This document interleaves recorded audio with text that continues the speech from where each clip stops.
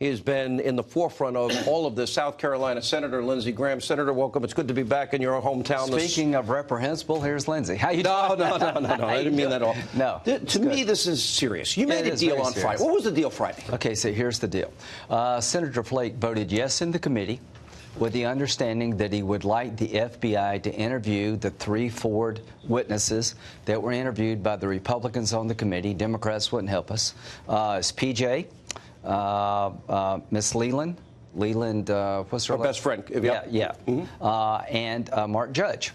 Let's see. Lisa Murkowski said, I'd like the FBI to kind of check the committee's homework. And we also agreed to interview Ms. Ramirez, the allegation not printed by the New York Times. That was the New Yorker. Right. Mm-hmm. A week. Once the FBI has done their interviews, they send it back to the Senate. And if they want further interviews, they'll sit down with Senator McConnell and see what we can work out. So we had a deal for a week. We limited the interviews to 3 people named by Dr. Ford and Ms. Ramirez, and we'll see what the FBI finds. And it's now been expanded out, by the way. The president said...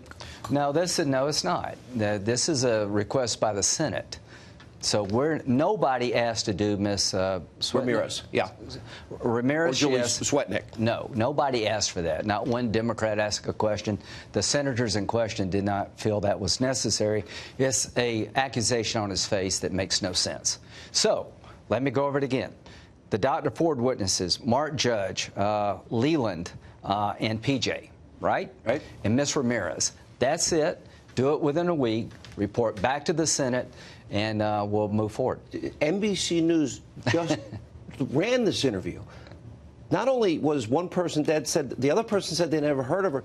She literally changed her story. Remember, she was saying that there was systematically, almost every weekend. Those are her words. I can take care of this in about 30 seconds. Yeah.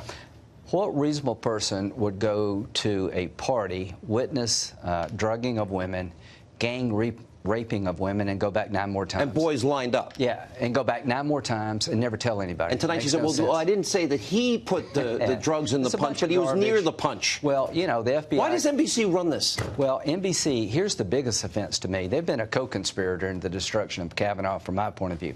There was an anonymous letter received by Cory Gardner, the senator from Colorado, with no return address, no information, just a letter accusing Brett Kavanaugh of assaulting somebody in a restaurant in 1998 in Colorado. Right. Cory hands it to the committee. Somebody on the Democratic side leaked that letter. It got on the NBC Nightly News. The 4th allegation. Do you think they would have done that? There's a 5th, by the way, in Rhode Island. That was debunked also. Okay. Would you think NBC would have done that if this had been a Democratic male nominee? What if it was Tom Brokaw? All I can say is that their journalist integrity has been destroyed over this case. Okay. Regarding this case. It's a very tight margin in the Senate. And you've got Jeff Flake. Who knows what Jeff Flake's going to do? Let's be honest. And then who knows what Lisa Murkowski and Susan Collins are going to do? Let me ask you this. Yeah. You fall 1 vote short. Okay, number one, I don't think we will. Let me tell you why. I don't think we're going to find anything new from this supplemental FBI investigation to take Jeff from yes to no. I think Senator Murkowski and Senator Collins want to make sure that the FBI did their homework to check the committee's work, that our work was good. I think that's what this is all about. No more, not expanding it to all this crazy stuff. Now, what would happen if something really weird did occur and we're 1 vote short? Here's what I would tell the president. I would appeal the verdict of the Senate to the ballot box. This good man should not be destroyed. If you legitimize this process by 1 vote short, woe be unto the next person. I'd hate to be the next person nominated. I would feel horrible that we destroyed Kavanaugh. So what would I do?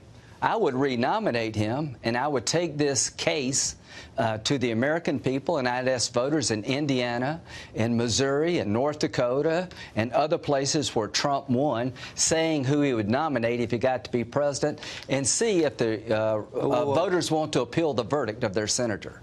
So if you're saying if you fall 1 vote short, You're saying I would appeal the case to the American people for this election in 36 days. I would tell and the president should renominate. It's up to the president. But one, you would be legitimizing the destruction of a horrible person. I mean, a horrible process and a good person.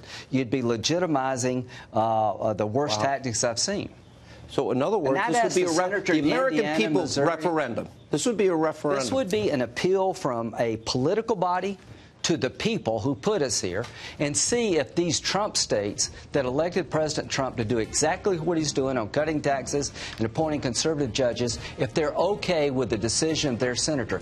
I don't think we're going to get there. I think we're going to get 50 plus. But if we fell one vote short for the good of the nation, I would appeal this to the people of the country and let them have a say. Senator, thank you for being with us. Appreciate it.